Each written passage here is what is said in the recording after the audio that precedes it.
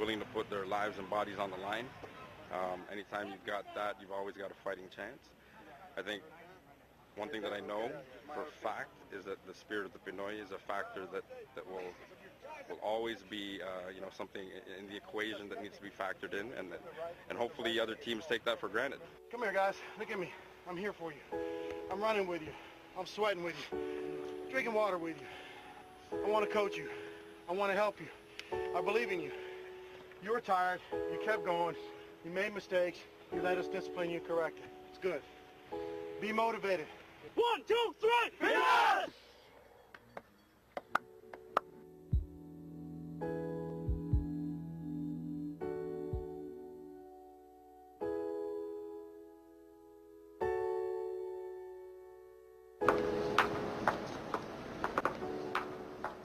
Welcome back to Philippines Uncut. I'm Buddy Kunana. Tonight's topic is Pinoys in American football, and our guests are the players and officers of the Pilipinas, Aguilas National Sports Association for American Football in the Philippines. So, Jeremy, Paul, and Inigo, welcome back to our second segment. Now, that video we saw earlier, it looked like, I think it was you who was vomiting on the field. What was it all about? Was it because of sheer exhaustion? No?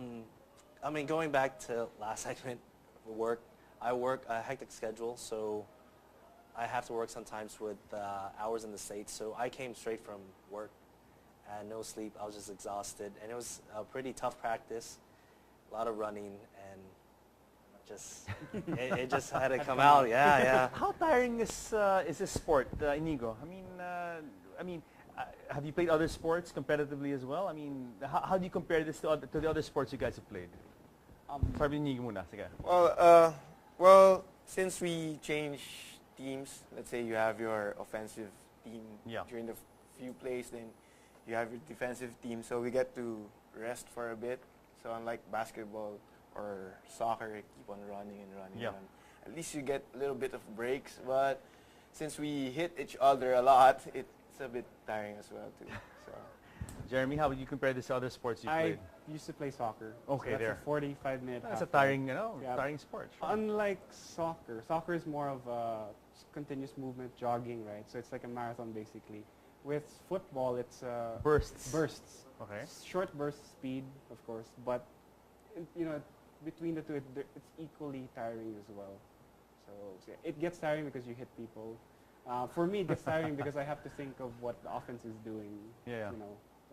And have to make up for it defensively at least. Now, how did you guys get involved in American football? I mean, you're from the States, yes. Paul, and you obviously grew up with American football. Yes. But you, Jeremy and Inigo, how did you get involved in the sport? Well, I started during 2004.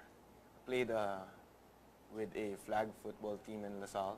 Then Jeremy used to play with the flag football team. So that's how it started. You got introduced by this flag football, and then you concentrated this. Okay, what is the fulfillment you get from playing American football? This is something of all the sports. Why are you guys slugging it out in American football, where it's an infant sport? I mean, you don't have a big fan base yet. I mean, it's you got to pay for your own gear and all this.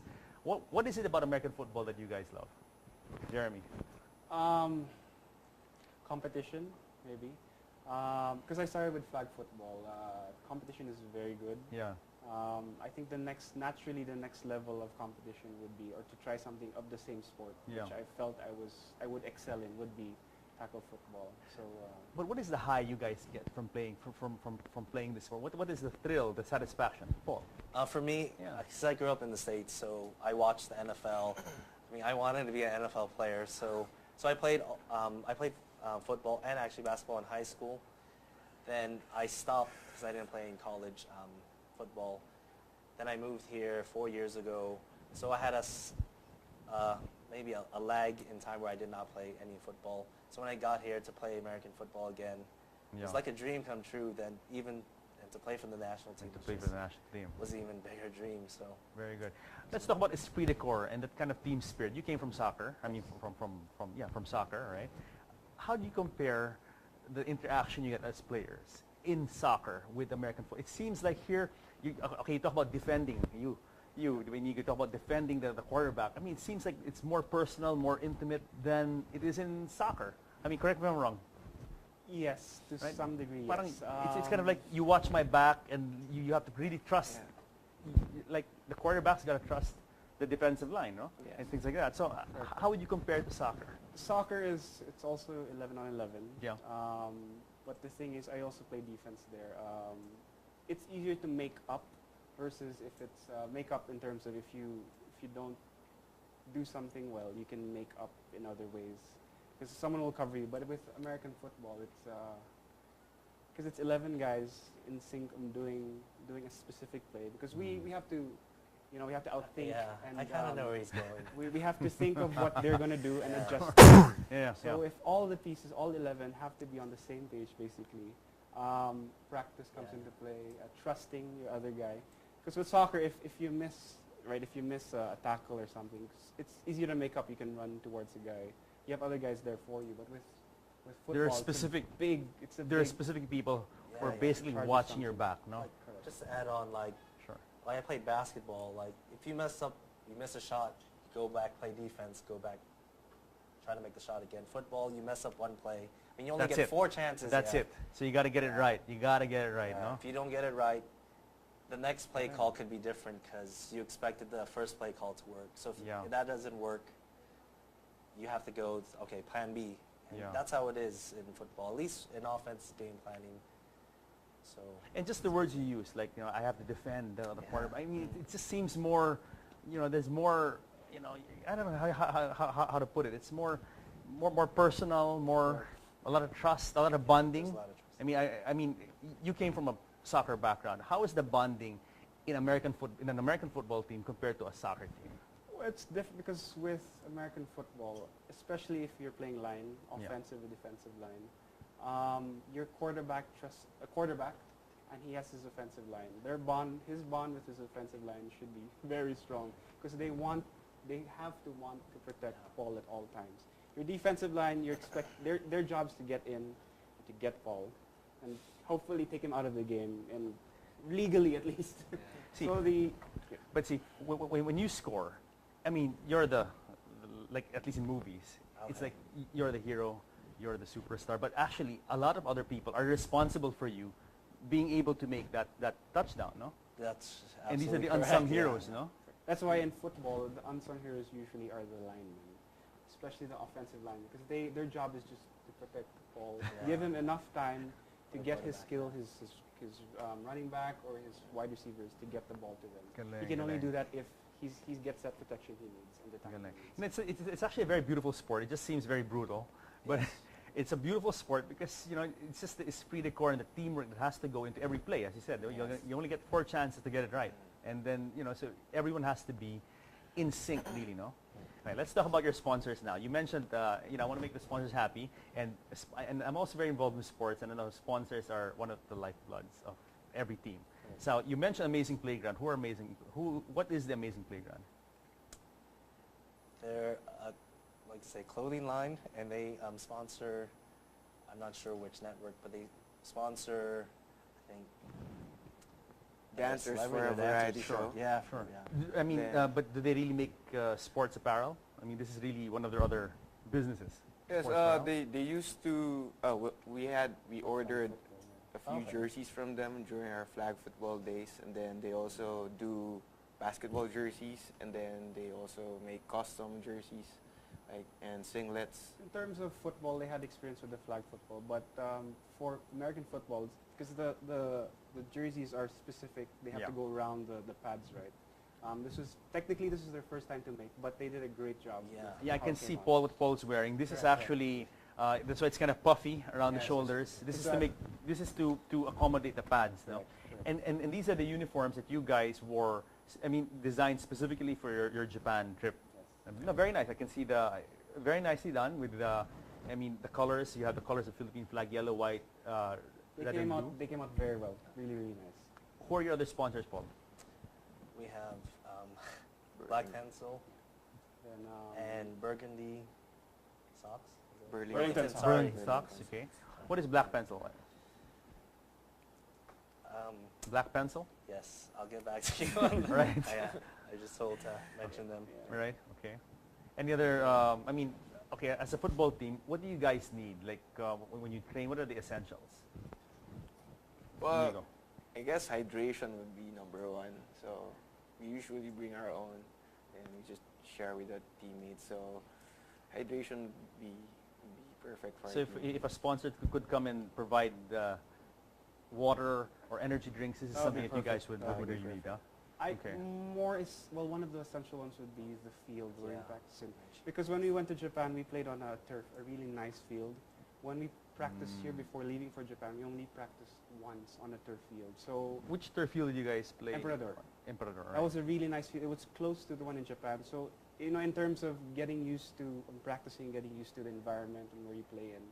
If you play in a grass field in UP, it makes a difference, really? Definitely. When you train on a grass field and you move to turf? Personally, at least. Yeah, I would think so. Because usually you practice on rocks. It's not raw grass, yeah. And I think just the field itself, there's no field here really to accommodate American football field, which is 100 yards, at least 100 yards length, and width is, I think. Are you guys scouting around for locations? I mean, where are your possible locations for training? Because you said you need at least 100 yards. That's pretty big, huh? In terms of a turf field, at least, Emperador is nice. There's one in Circuit Makati. There's another one in FEU in yeah. We had a game there. It was a nice field. We had a few games. Because the field, it's important turf, right? Because especially for his skilled players, they have to make cuts. What cuts? What is that? They have to go out on a route, a specific route, wherein he'll throw the ball. Yeah. So defense, of course, they're supposed to guess where he's going. If he gets that a good field where he can cut properly, gives him a few seconds where he can free up for Paul to give him a nice pass to. So as compared to a field, grass field, the turf ones are nicer. Yeah. Now, okay, let's talk about finally. Let's talk about grassroots development. Are you guys doing anything to promote the sport and get more students involved? Because I think that's the future of any sport. Start them out young, get them interested young. I mean, any sport where you start a bit late, you're always at a disadvantage. You know? So is there a plan for you guys to introduce this? So do you guys do like a road show in schools? Because it's an interesting sport, and it's a matter of getting people aware. Actually, I did. Not a road show, but it was similar to that for the UP Fit Club. So they invited us, and there was a few of us, and this was American tackle football we were introducing. In terms of grassroots itself, I think it's ready here, but in terms of flag football, because it's within the other islands. These guys are big flag football players. I mean, how is that helping American football here, flag football? Well, we have our current commissioner for flag football, who is Paul Le, who's promoting flag football to schools, especially in UP. And I think they were trying to get La Salle High School to come in as well. So now, okay, the difference between flag football and American football is, what is the that difference? instead of tackling people and hitting people, you have flags on your waists. All right. So that's the difference. So when you get the flag off someone's waist, what does it mean? That the guy's out? It counts as it's down. It's like a tackle. All right. I think I like that. That's exactly. That's why people prefer. I mean, that's why we want to push flag football, because the appeal for it is much more bigger than people's, because injuries is an issue. Yeah, and it's an introduction. It gets people, it whets their appetite. No? Fundamentally, it's the same as tackle football, but difference is just tackling. Can girls play flag football? It's a co-ed. Flag football there is a co-ed tournament. Okay. We have really good girls here in Manila and also in. Okay. We actually have a tournament on Saturday. So where is this? We have a tournament this Saturday in UP. Okay. UP Oval. Oh, good. It starts at 1 p.m. and ends at 7:30 p.m. Are there any girls who have expressed interest in playing American football with you guys here? Let's say, your friends, and say, they want to try it. Experience for me is just flag football, co-ed, which I could teach them if they want it. But you guys know. When we had flag football, there was a girls flag football team as well. We have one in Manila. But in terms of tackle football, I think I've heard of a group who's interested, but they're not, at least they haven't come to us. Yes, well, we'll see as the sport develops. Yes. We'll see. Anyway, we have to pause for another break, but we're still going to have Paul here. But Jeremy, thank you very much. And of course, Inigo, thank you very much. And we're going to have Tim and Nico next to talk with us, with Paul, about training and the other health hazards, potential health hazards of playing American football. So guys, don't go away. More of American football and Pinoys when Philippines Uncut returns.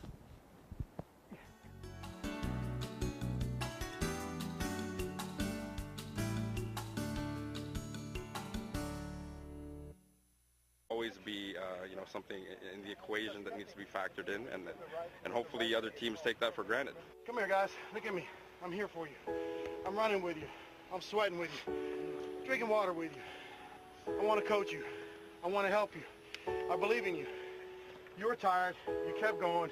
You made mistakes. You let us discipline you and correct it. It's good. Be motivated.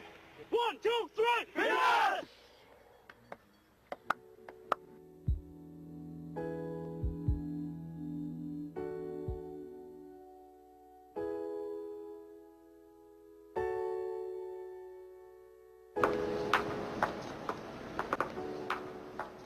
Welcome back to Philippines Uncut. I'm Buddy Kunana. Tonight's topic is Pinoys in American football, and our guests are the players and officers of the Pilipinas, Aguilas National Sports Association for American football in the Philippines. So, Jeremy, Paul, and Inigo, welcome back to our second segment. Now, that video we saw earlier, it looked like, I think it was you who was...